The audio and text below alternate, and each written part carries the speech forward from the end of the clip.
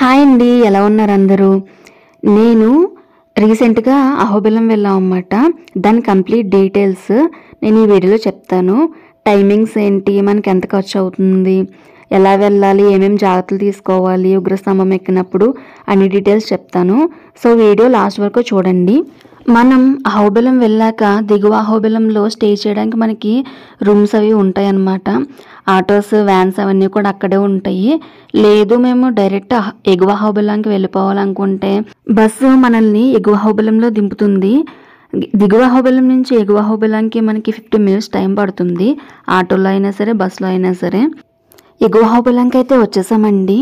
కొండ పలక మీద పలక పెట్టి చెక్కితే ఎలా ఉంటుందో అలాగా రాతి కొండ చాలా అంటే చాలా అందంగా కనిపిస్తుంది. ఇక్కడ చుట్టూరు అంతా నల్లమల ఫారెస్ట్ అండి.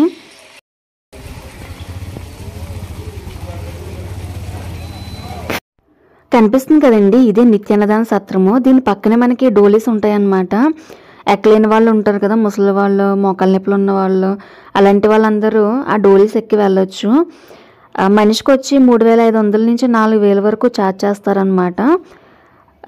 వాళ్ళు జ్వాలా నరసింహస్వామి టెంపుల్కి వరకు తీసుకెళ్ళి అక్కడి నుంచి మళ్ళీ వెనక్కి తీసుకొస్తూ ఉంటారు. మనకి ఏదైనా హెల్త్ ఇష్యూస్ వచ్చినా ఏమన్నా వాళ్ళు ఫ్రీగా వైద్యం కూడా చేస్తారంటండి. కొంతమంది అయితే ఉగ్రస్తంభం వరకు కూడా తీసుకువెళ్తారంటండి. కానీ వాళ్ళు 25,000 నుంచి 40,000 వరకు ఛార్జ్ చేస్తారంట. ఇది మాకు మా గైడ్ చెప్పాడనమాట. కనిపిస్తుంది కదండి, ఇదంతా ఎగువ అహోబిల నరసింహస్వామి టెంపుల్ చుట్టుపక్కల. ఇక్కడే కళ్యాణకట్ట, మన మొక్కులు తీర్చుకోవాలనుకున్నా అవన్నీ ఇక్కడే అన్నమాట. ఈ టెంపుల్ గురించి నేను నెక్స్ట్ వీడియోలో చెప్తాను. ఇక్కడ నుంచి మనం ఉగ్రస్తంభానికి స్టార్ట్ అవ్వాలి. ఈ గుడి పక్కనే మనకి కర్రలు కూడా సప్లై చేస్తారు. ఉగ్రస్తంభానికి ఎక్కడానికి కొంచెం పెద్దవాళ్ళు ఉంటారు కదా, ముసలి వాళ్ళు కొంచెం కర్ర సాయంతో అయితే ఈజీగా వెళ్తారని చెప్పి కర్రలు సప్లై చేస్తూ ఉంటారన్నమాట. ఒక్కొక్క కర్రకు వచ్చి 10 రూపాయలు తీసుకుంటారు. అంతేకాకుండా ఇక్కడ కోతులు కూడా చాలా ఎక్కువ. మన దగ్గర ఏమన్నా ఫుడ్ అలాంటిది ఉంటే అవి తీసుకెళ్ళిపోతాయి. కవర్ కనిపిస్తే ఇంకా తీసుకెళ్ళిపోతాయి అన్నమాట. వాటిని ఆపడానికి కూడా కర్రలో యూజ్ అవుతాయి మనకి. ఇదే భవనాశిని రివర్. భావబంధాల నుంచి అలాగే మనం చేసిన పాపాల నుంచి మనకి విముక్తినిస్తుందంట. ఇది కొండ పైనుంచి పారుతూ వస్తుంది. చాలామందికి భక్తులు ఇక్కడ స్నానం చేసి అప్పుడు స్వామివారి దర్శనం చేసుకుంటూ ఉంటారు. మన భవబంధాలకు సంబంధించి పాపం ఉన్నా కూడా తొలగిపోతాయని, అంత పవర్ఫుల్ వాటర్. 365 రోజులు కూడా అండర్ వాటర్ అనమాట, వస్తూనే ఉంటుంది. ఎప్పటికి ఎండిపోదు, ఎంత ఎండలు ఉన్నా కూడా. ఇంకొక విషయం ఏంటంటే, మనకు ఈ వాటర్ వస్తూ ఈ హిల్స్ అనేది కొండల్లో 2 విధాలుగా డివైడ్ అయి ఉంటాయి. మనకి ఇటు సైడ్ ఉన్న ప్రాంతం అంతా కూడా గరుడాద్రి అంటారు, గరుడు తపస్సు చేసిన స్థలం. ఇటు సైడ్ ఉన్న ప్రాంతం అంతా కూడా వేదాద్రి, వేదవతి తపస్సు చేసిన స్థలం. రెండు కూడా చాలా పవర్ఫుల్ ప్లేస్లే.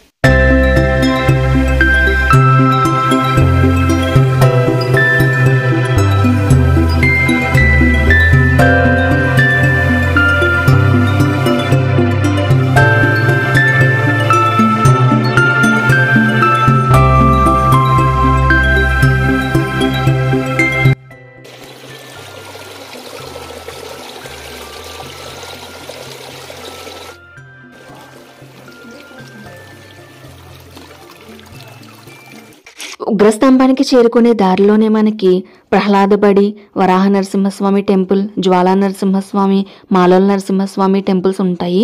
అవి నేను మీకు నెక్స్ట్ వీడియోలో చూపిస్తాను. మనం ఎంత నడిచినా కూడా ఈ భావనాశిని వాటర్లో అడుగుపెట్టగానే ఎంతో చల్లగా ఉంటుందండి, హాయిగా అనిపిస్తూ ఉంటుంది. ఇక్కడ కొండ 2గా చీలి ఉందంట. ఒకటి గరుడాద్రి, ఇంకొకటి వేదాద్రి.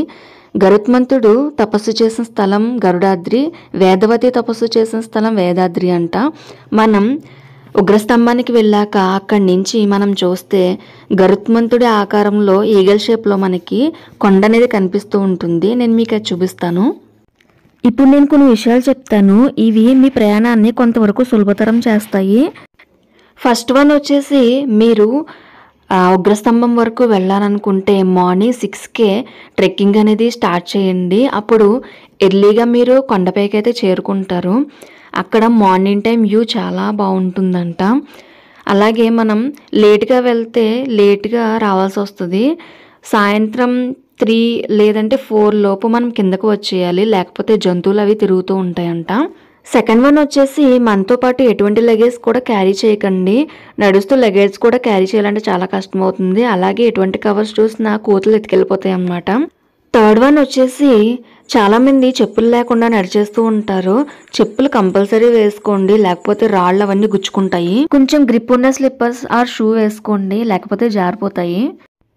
ఫోర్త్ వన్ వచ్చేసి కంపల్సరీ కర్ర అయితే క్యారీ చేయండి, చాలా యూజ్ అవుతుంది. మనం నడిచినప్పుడు ఆ రాళ్ళల్లోని కొండెక్కినప్పుడు చాలా చోట్ల తాడు ఉంటుంది, కానీ తాడు చాలా చోట్ల కట్ అయిపోయి ఉంటుంది అన్నమాట. మనం నడవడానికి కష్టంగా ఉంటుంది అది పట్టుకుని. అదే కర్ర అయితే ఈజీగా ఉంటుందన్నమాట. మన బరువు కొంతవరకు అది మోస్తుంది. మనం కింద నరసింహస్వామి టెంపుల్ ఉంటుంది కదా, అక్కడ కర్రలు అయితే సప్లై చేస్తారని చెప్పాను కదా, అక్కడ తీసుకుని మళ్ళీ మనం రిటర్న్ వెళ్ళేటప్పుడు అక్కడ ఇచ్చేయచ్చు అన్నమాట. ఈచ్ పర్సన్ ఒక కర్ర వచ్చి 10 రూపీస్ తీసుకుంటారు. అలాగే కోతులు కూడా చాలా ఉంటాయని చెప్పాను కదండి, అవి కూడా కర్ర ఉంటే గమ్మున మన దగ్గరకు రావన్నమాట. నెక్స్ట్ వాటర్ బాటిల్స్ అయితే కంపల్సరీ ఒక వాటర్ బాటిల్ క్యారీ చేయండి. మనం ఉగ్రస్తంభం వెళ్ళే వరకు కూడా మనకి మధ్యలో ఫుడ్ కానీ వాటర్ కానీ ఏమీ ఉండవు. సో మనం ఒక వాటర్ బాటిల్ క్యారీ చేస్తే దారిలో కొండెక్కుతున్నప్పుడు దాహం వేసినా తాగడానికి ఉంటాయి. పైన కూడా ఏమీ ఉండవు వాటర్. అహోబిలం రావడానికి బెస్ట్ టైమింగ్ అంటే రైనీ సీజన్ తర్వాత అండి. రైనీ సీజన్లో ఫుల్ వర్షాలు అవన్నీ పడతాయి కదా, పడిన తర్వాత ఇక్కడ వాటర్ ఫాల్స్ అవన్నీ బాగా పడతాయి అన్నమాట. ఎక్కువ వాటర్ అవన్నీ వస్తూ ఉంటాయి. ఆ సీజన్స్ టైంలో మనం వచ్చామనుకోండి, మనకి ఫుల్ గ్రీనరీతో పాటు వాటర్ ఫాల్స్ కూడా బాగా కనిపిస్తాయి అన్నమాట. ఒక అక్టోబర్ నుంచి ఫెబ్ ఈ లోపు వచ్చారనుకో మీకు చాలా అంటే చాలా బాగా కనిపిస్తూ ఉంటుంది. చంపిన ప్రదేశం ఇది. కృతాయుగంలో ఈ అహోబిల క్షేత్రం అంతా కూడా హిరణ్యకశిపుని యొక్క సామ్రాజ్యం అన్నమాట. అందులో ఈ భాగం అంతా ఆయన యొక్క సభా మండపపు భాగాలు. అది అందులోంచి ఒక పిల్లర్ నుంచి బయటకు వస్తారు స్వామి. మనం సగం దూరం వచ్చాక మనకి పైకి చూస్తే ఉగ్రస్తంభం కనిపిస్తూ ఉంటుంది.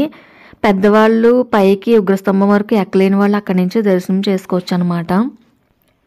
జ్వాలా నరసింహస్వామి టెంపుల్కి కొంచెం ముందు నుంచే మనకి ఉగ్రస్తంభానికి వెళ్ళడానికి దారి అయితే ఉంటుందండి.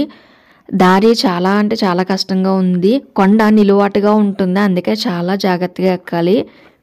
దిగువ నరసింహస్వామి టెంపుల్ నుంచి జ్వాలా నరసింహ వరకు 4 కిలోమీటర్లు, అక్కడి నుంచి ఉగ్రస్తంభానికి ఇంకో 4 కిలోమీటర్లు, మొత్తం 8 కిలోమీటర్లు అనమాట. మాకైతే పై వరకు ఎక్కడి దిగడానికి 3 గంటలు టైం పట్టింది. కుదిరితే గైడ్ని పెట్టుకోండి, గైడ్ కొంచెం ఈజీగా మనకి ఉగ్రస్తంభం వరకు చేరుకోవడానికి కొంచెం వరకు హెల్ప్ చేస్తారనమాట. అలాగే మనకు తెలియని చాలా విషయాలు కూడా వాళ్ళు చెప్తూ ఉంటారు. ఈ కొండలెక్తూ వీడియో తీయాలంటే మాకు చాలా కష్టమైపోయిందండి, అందుకే పైకంటే వెళ్ళాకనే అప్పుడు వీడియోస్ తీసాము. పైన కొండ ఎక్కుతుంటే మన ఒంట్లో ఉన్న బ్లడ్ అంతా మొహంలోకి వచ్చి మొహం కూడా ఎర్రగా అయిపోయిందన్నమాట. మన హార్ట్ సౌండ్ మనకే వినిపిస్తుంది, అంత కష్టంగా అనిపించింది మాకు. అక్కడక్కడ ఎర్రచందనం చెట్లు కూడా కనిపిస్తూ ఉంటాయండి, అవి మా గైడ్ మాకు చూపించాడు అనమాట. ఒక 6 years బ్యాక్ అయితే ఉండి ఇప్పుడైతే మొత్తం కొట్టేసరి ఇంకేమీ లేవు అని చెప్పి అన్నారన్నమాట. ఉగ్రస్తంభం దగ్గర వరకు అయితే వచ్చేసామండి మేము. పైకి ఎక్కేసి జీవితంలో ఇంకెప్పుడు ఎక్కకూడదురా బాబు అని అనిపించింది, కానీ పైకి వచ్చాక ఆ చల్లగాలి అవంతా వేస్తుంటే చాలా ప్రాణం లేచి వచ్చినట్టు అనిపించింది అన్నమాట. చాలా హాయిగా అనిపించింది, ఆ దేవుణ్ణే చూసినంత హాయిగా అనిపించింది అనమాట. మళ్ళీ మళ్ళీ రావాలనిపించింది నాకు. రైనీ సీజన్స్లో వర్షాలు ఎక్కువ పడితే పైకి వరకు రానివ్వనంటండి, ఎందుకంటే ఎక్కుతుంటే మనకి రాళ్ళు అవన్నీ కొండపై నుంచి కిందకి పడుతూ ఉంటాయంట. గుమ్మిని మన మీద పడితే మనం ఇంకా ఫట్టే అన్నమాట, అయిపోతాం. కనిపిస్తుంది కదండి, దీనికే చాలామంది ముడుపులు కడుతూ ఉంటారు. మొక్కుకొని ముడుపులు కడితే ఇక్కడ ఒక 10 మందికి భోజనాలు పెట్టాలంటండి. ఇక్కడ మొక్కులు అలాగే తీర్చుకుంటారంట.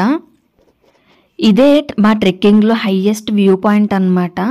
ఇక్కడ నుంచి కిందకి వెళ్ళి అంగో చివరిని కనిపిస్తుంది కదండి జెండా, అదే అన్నమాట ఉగ్రస్తంభం. ఇక్కడి నుంచి ఇంకా చాలా అంటే చాలా కష్టంగా ఉంది. పైకి ఎక్కిన దానికన్నా ఇలా దిగుతుంటే ఇంకా భయం వేసింది అన్నమాట మాకు.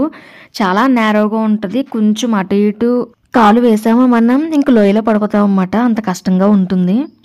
నరసింహస్వామి స్టోరీ అయితే అందరికీ తెలిసే ఉంటుందండి. హిరణ్యకశిపుడి కొడుకు ప్రహ్లాదుడు అన్నమాట. ప్రహ్లాదుడు గర్భంలో ఉన్నప్పటి నుంచే శ్రీహరినామాన్ని జపిస్తూ ఉంటాడు. బయటకు వచ్చాక కూడా ఆ నామాన్ని వదలదన్నమాట. అయితే ఇది హిరణ్యకశిపుడికి విసుగు వస్తుందన్నమాట. చాలా చిత్రహింసలు పెడుతూ ఉంటాడు. అయినా కూడా శ్రీహరినామాన్ని ప్రహ్లాదుడు వదలడు.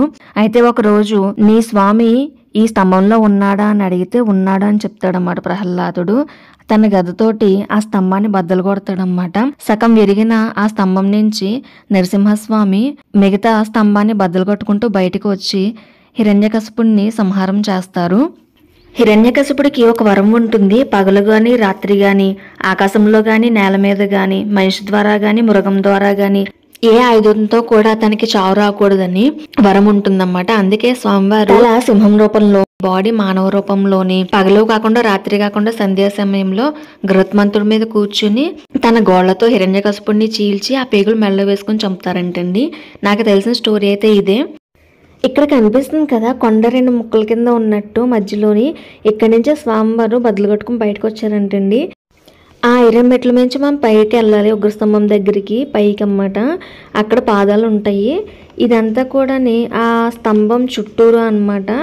అసలు అయితే మాతో పాటు వచ్చిన గైడ్ దాని చుట్టూరు ప్రదక్షిణం చేయాలని అన్నారు. కానీ ఇలా ఎవరో చేయలేరు అన్నమాట, పడిపోతాం కింద. సో అందరూ పైన 3 సార్లు ప్రదక్షిణాలు చేస్తూ ఉంటారు. మనం పైకైతే వచ్చేసాము. చూడండి పైన ఎంత బాగుందో. ఇంకా గాలి చాలా అంటే చాలా గట్టిగా వేస్తూ ఉంటుందన్నమాట, చల్లగానే. కింద నుంచి మనం పైకి వచ్చిన కష్టం అంతా ఇక్కడ ఈ వ్యూ చూడగానే మొత్తం అంతా మర్చిపోతామండి. అంత హాయిగా ఉంటుంది. పిల్లలకి, పెద్దవాళ్ళకి, యూత్కి అందరికీ కూడా ఈ ప్లేస్ అయితే నచ్చుతుందండి. ఎందుకంటే పెద్దవాళ్ళకి దేవుడిని చూసినట్టు ఉంటుంది, యూత్కి ఏమో ట్రెక్కింగ్ చేసి ఎంజాయ్ చేసినట్టు కూడా ఉంటుందన్నమాట. సముద్ర మట్టానికి 2800 అడుగులు ఎత్తులో ఉన్న ఉగ్రస్తంభానికి అయితే మనం వచ్చేసామండి. ఇక్కడ స్వామివారి పాదాలు ఉంటాయి. అసలైన పాదాలు 2 ముక్కలుగా ఇక్కడ విరిగి ఉన్నాయన్నమాట. అందుకనే పక్కన వేరే పాదాలు కూడా పెట్టారు. ఆ పక్కనే దీపం కూడా ఉంటుంది. ప్రతి శనివారం ఇక్కడ పూజారి ఉంటారంటండి, మిగతా రోజుల్లో ఉండరంట. ఈ ఉగ్రస్తంభం చుట్టూరు 3 ప్రదక్షిణాలు చేసి ఇక్కడ పసుపు కుంకుమతో మేము పూజ చేసాము. ఇక్కడ కనిపిస్తుంది కదండి గ్యాప్, అక్కడి నుంచే స్వామివారు పైకి వచ్చారు. కింద నుంచి చూపించాను కదా, ఇప్పుడు పైనుంచి చూపిస్తున్నాను. ఈ పైనుంచి మేము నడుచుకుంటూ వచ్చాము. చుట్టూరు కొంచెం కూడా మనం మిస్ అయినా కింద పడిపోతాము. ఇప్పుడు మనకు కనిపిస్తుంది కదండి కొండ, ఈ పక్కనంతా వేదాద్రి, ఈ పక్కనంతా కూడా గరుడాద్రి అన్నమాట. జెండా వైపు అంతా కూడా స్వామివారు ఇక్కడ స్తంభం బద్దలు కొట్టుకుని కింద జ్వాల నరసింహస్వామి టెంపుల్ ఉంది కదా, అక్కడ హిరణ్యకశిపుని చంపారంటండి. కనిపిస్తున్నాయి కదండి, ఇవి పెట్టిన పాదాలు. దీని చుట్టూరు చాలా గంటలు జెండాలు అయితే ఉంటాయి. సకల దేవతలు ఈ కొండల్లోనే కొలువై ఉంటారంటండి. ఇదే శ్రీచక్రం. ఇది ఆదిశంకరాచార్యుల వారు స్థాపించారని చెప్తూ ఉంటారు. మీకు గరుడాద్రి ఈగల్ షేప్లో ఉంటుందని మీకు చెప్పాను కదండి, ఇదే. గ్రద్ద వంగి రెక్కలు విచ్చుకున్నట్టు కనిపిస్తుంది కదా, ఇదంతా కూడా గరుడాద్రి అన్నమాట. మనకి గ్రద్ద రూపంలో కనిపిస్తుంది. ఇక్కడ మనం ఏదైనా పేరు అరిచామనుకోండి, గట్టిగా రీసౌండ్ వస్తుందన్నమాట కొండల లోపల నుంచి. సో ఫైనల్లీ టోటల్ వ్యూ అయితే ఒకసారి మనం చూసేద్దాము. ఎంజాయ్ చేయండి వ్యూస్ అన్నీ కూడా.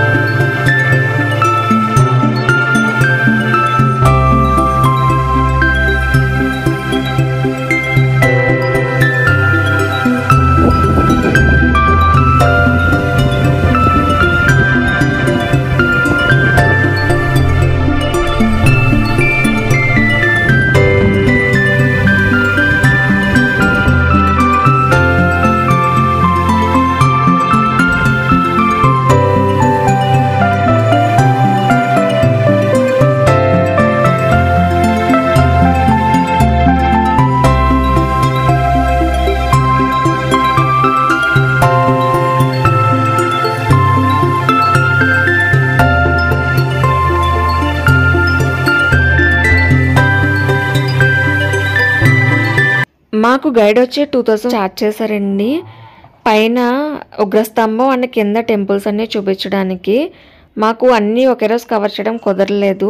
కాబట్టి ఎప్పుడైనా ప్లాన్ చేసుకుంటే మీరు ఫస్ట్ ఎర్లీ మార్నింగ్ 6కే ఉగ్రస్తంభానికి ట్రెక్కింగ్ స్టార్ట్ అయిపోండి. పొద్దున్నే వెళ్ళిపోతే త్వరగా వచ్చేస్తారు. కిందకు వస్తూ జ్వాల నరసింహస్వామి, వరాహ నరసింహస్వామి, మాలోల, దిగువ నరసింహస్వామి టెంపుల్స్ కవర్ చేసుకోవచ్చు అన్నమాట. నెక్స్ట్ డే మిగతా కింద టెంపుల్స్ ఉంటాయి కదా, అవన్నీ కవర్ చేసుకోవడానికి అవుతుంది. సాటర్డే సండే తప్ప మిగతా రోజులన్నీ 3కే క్లోజ్ చేసేస్తారు. సాటర్డే సండే 4కి, కింద టెంపుల్ ఒకటి మాత్రం 7 వరకు ఉంటుంది. సో ఎప్పుడైనా ప్లాన్ చేసుకుంటే అలా చేసుకోండి. మనకి ట్రావెలింగ్ అండ్ స్టేయింగ్కి తప్ప మిగతా వాటికి పెద్ద ఖర్చు ఏమీ అవ్వదండి. నెక్స్ట్ వీడియోలో నేను నవనారసింహ టెంపుల్స్ మేము ఎలా చూసాము, ఎలా ట్రావెల్ చేసాము, ఎంత ఖర్చు అయింది అవన్నీ ఆ వీడియోలో చెప్తానండి. నా వీడియోస్ మీకు నచ్చితే ఫాలో చేయాలనుకుంటే లైక్ చేసి సబ్స్క్రైబ్ చేసి పక్కనే ఉన్న బెల్ ఐకాన్ అయితే కొట్టండి. నా వీడియో నోటిఫికేషన్స్ అన్ని మీ దాకా వస్తాయి. ఈ వీడియోస్ అయితే మేము చాలా కష్టపడి చేసాము అన్నమాట, ఈ స్పెషల్లీ అహోబిలం వీడియోస్.